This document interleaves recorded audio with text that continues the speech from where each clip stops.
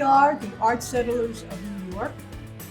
This is another journey in our travels, highlighting all of our visual artists, creative individuals, which also include dancers, composers, art critics, and performing artists. Today, we have a special program entitled Taller Boricua, a political print shop with El Museo del Barrio. I am pleased to welcome to our program Rodrigo Mauro, Chief Curator for El Museo del Barrio, and Nitza Tufiño, visual artist and muralist, and also the director of the Rafael Tufiño printmaking workshop at Taller Boricua, and has also been a former staff member of El Museo del Barrio. Welcome, Rodrigo, and welcome, Nitza. And with Nitza, we also have a special guest, her debut, Princess, the Art Diva. Welcome, Rodrigo. How does it feel to be in what used to be part of home of El Museo del Barrio at the M&N Firehouse? Thank you. It feels great. It does. Right. Yeah.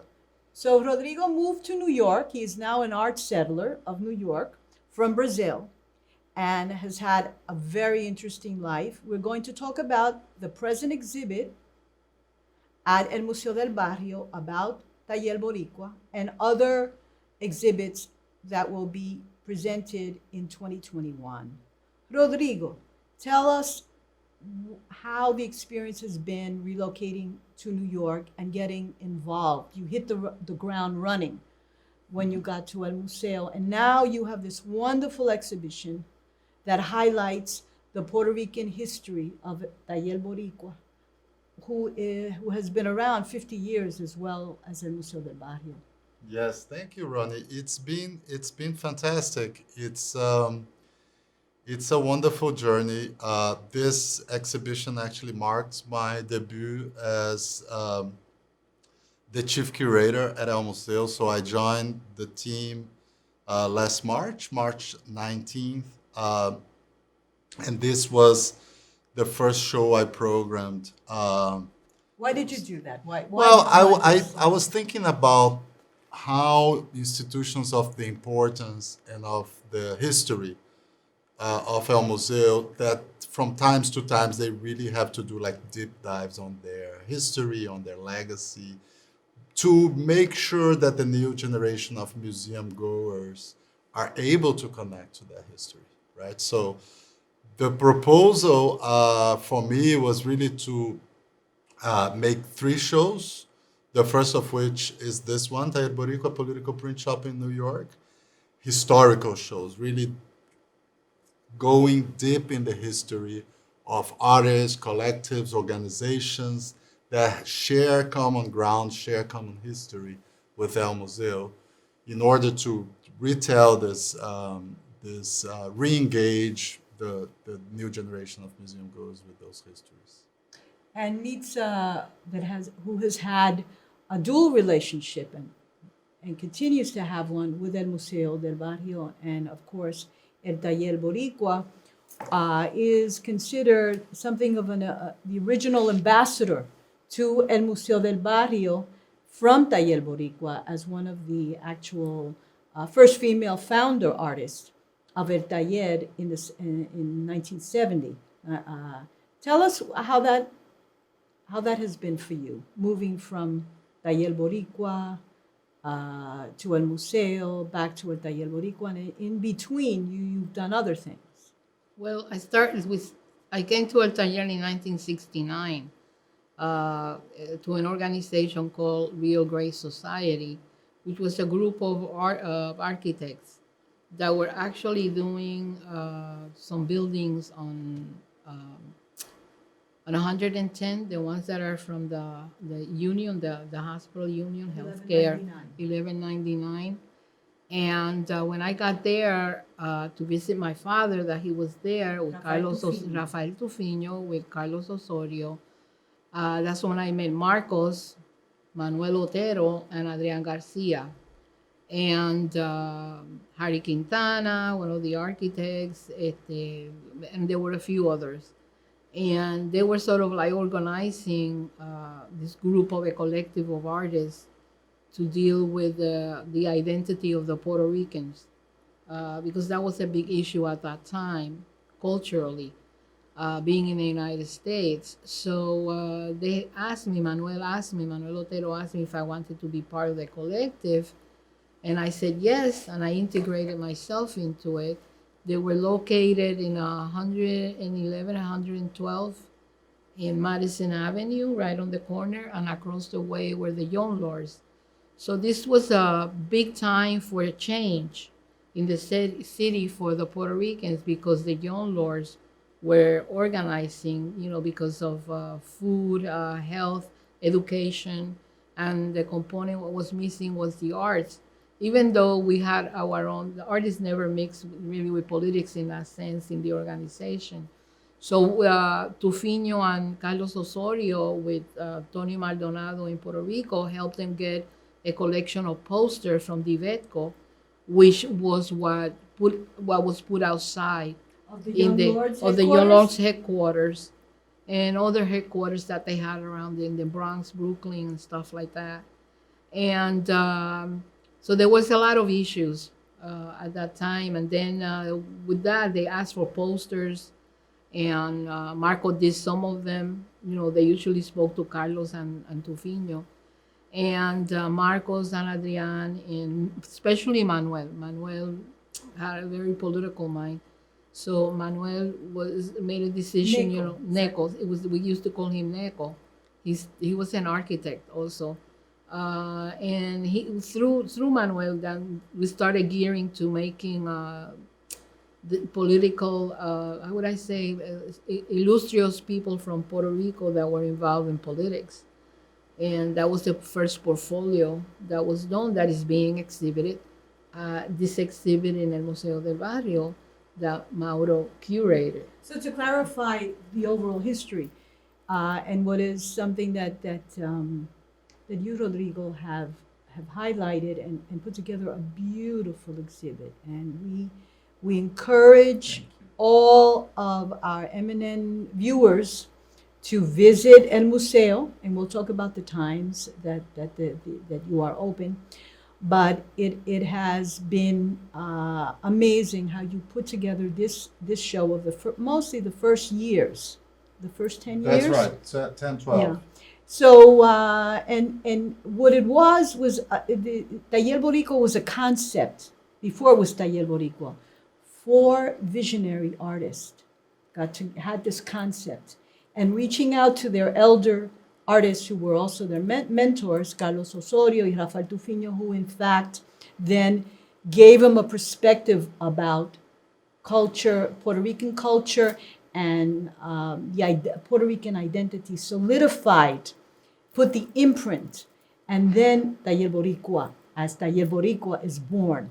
And it's interesting because the papers of incorporation of Puerto Rican Workshop was signed by Carlos Osorio. So then they went off. Tufiño returned to Puerto Rico, and Carlos Osorio went elsewhere. And now we have this beautiful exhibit. And now under the leadership, the executive director, Marcos Dimas, and with the assistance of Nitza Tufiño, we have been able to see in the community how Taller Boricua is going to another level, of mentorship, of individuals who may not consider themselves artists, but are in fact developing those skills or being taught by in this case, Nitza at the print shop. And the mentorship continues. So talk to us about some of these images here. Yeah, I think there's one thing that you mentioned that I find very interesting and actually critical in the whole curation of this exhibition is how the artists that were part of the Taller Boricua on those first 10, 12 years, they really put together a big number of different references and artistic languages coming from different backgrounds so they all found themselves together on Taller Boricua. So I think it's really important what you say about like the VEDCO, right? How Rafael Tufiño and Carlos Osorio, they were creating something here in New York in the diaspora out of their experience of being in charge of the graphic workshop of the VEDCO, creating, in other words, posters for the education of the community, right? But if you think of Rafael Tufiño's background in Mexico, right? So how did he bring that language? So some of the work that are in the show really transpires that influence, that background. So something that came from Mexico via Puerto Rico to New York, right? And I think this is very interesting. So the first two images we saw, they were from they show posters that have been created by Taller Boricua artists for exhibitions, programs, workshops at El Museo. So this is how it's the first thing the viewer encounters in the show. I wanted to make a reference to that common history between the two organizations, almost as twin organizations in New York, in East Harlem, born out of the self-determination of the Puerto Rican community in the diaspora here in New York. So I wanted to ask Nitza if she could tell a little bit about this work, because this is something you created after you joined El Museo, right? Well, what happened was that El Museo was being created by Ralph Montañez, who was the one that gave the name of El Museo del Barrio to the non-for-profit that is El Museo del Barrio. Rafael Montañez, Ortiz Montañez, who is an artist also, with the Board of Education. The museum was funded because of the parents of the community wanted a museum to educate the children and things like that. So I came to El Museo because they needed somebody to reach. I knew most of the people in Puerto Rico, so Carlos Osorio and my father, Rafael Tufiño, asked me to please, you must go to El Museo to help them to make that bridge because they don't know the people in Puerto Rico in terms of the history, archaeology, and the key persons that could open the doors towards that. So I decided, okay, so I got involved. And I created the education department. So in the education department, I took some children in the after school program where we taught them history, but then through the history, we taught them about the Indians, and they will do graphics, silk screen, all kinds of different techniques. And through this, well, that was a way to inherit their culture. And then later on, then we created a calendar. These are Tufiño's. These are Tufiño's. Some of the graphics. Lino cuts. Right? Lino cuts that he did during the period of Museo, which has to do with the Indians and the Pedro Albizu's Campos and the Sam, Uncle Sam being in Culebra. And some of these prints were also sold during that period. That was what paid the rent at El Taller when we were in 110, and then later we moved to Madison Avenue between 104 and 105th Street. So, and then after that we moved to the Heckscher building. So the Museo during that period we did a lot of collaboration with El Museo with the artists because they didn't have a collection. And whenever there were exhibits, that dealt with education, and also we included with the curriculum in the schools so that the teachers could use it in schools. So we started creating works of art for the exhibits and things like that for El Museo, and that was the integrational part between El Taller and El Museo. So El Museo, the present site right now, on the museum mile. So Taller Boricua did have space there. You had space there yes, originally. I had Lonnie Williams, who was director of Boys Harbor. Wanted when that building was empty, he wanted to create a cultural organization. So he came to me, we talked, And we organized that el museo should come there, and Taller Boricua should be there. Like an And arts condominium. exactly, like a whole cultural arts center, and we got some theatrical like Frederick Douglass.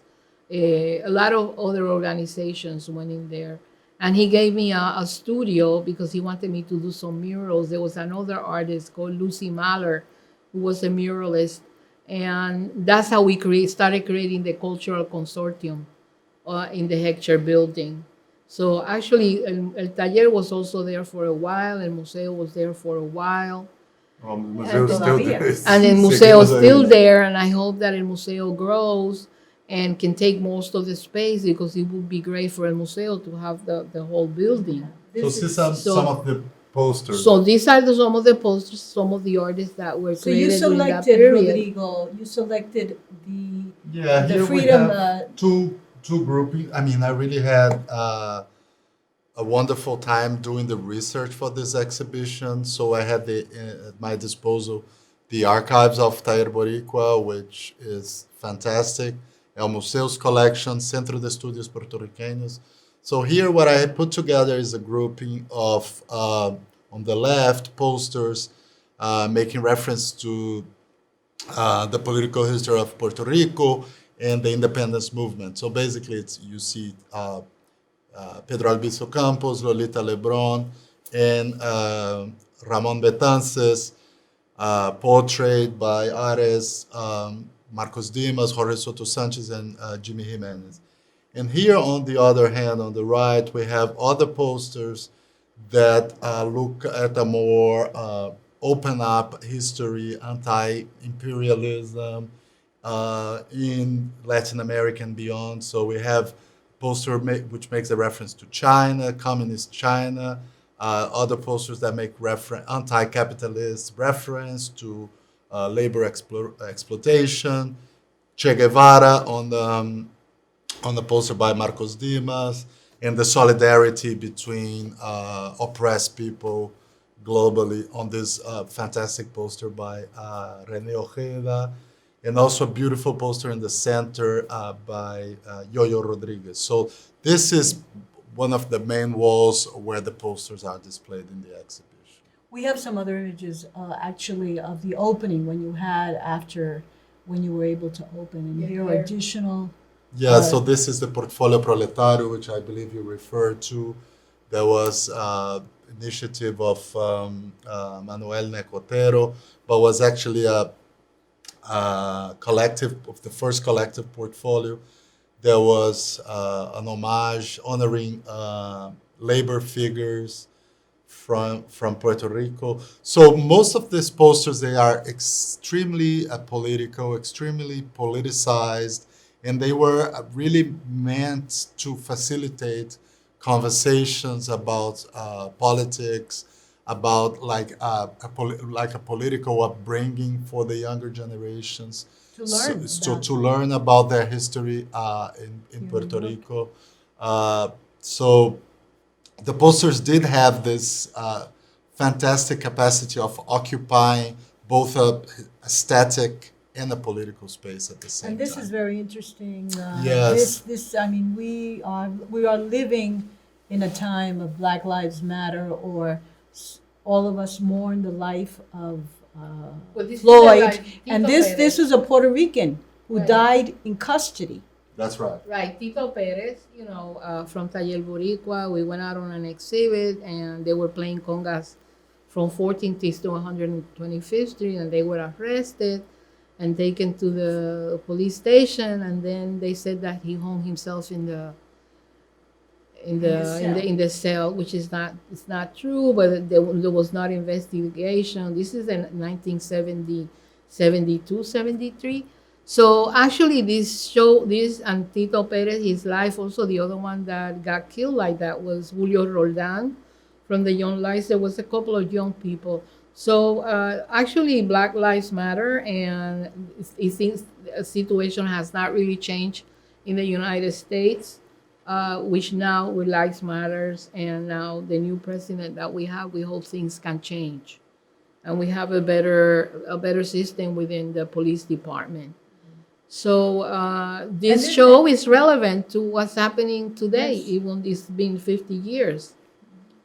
Thank you to Mauro that decided to Well- curate it and so they had the vision. Thank you for really giving me carte blanche to select the works and put the exhibition together. So this, for instance, I think it's also very interesting. It's also another grouping of posters, but these are posters that have been commissioned by theater groups or the college conferences, cultural festivals, all in New York in the 70s, when I think there was really like a Puerto Rican renaissance, right? Right, because- in New York. So Yes. the Puerto Rican diasporic populations were really changing the city, right? So you see that aesthetics that then eventually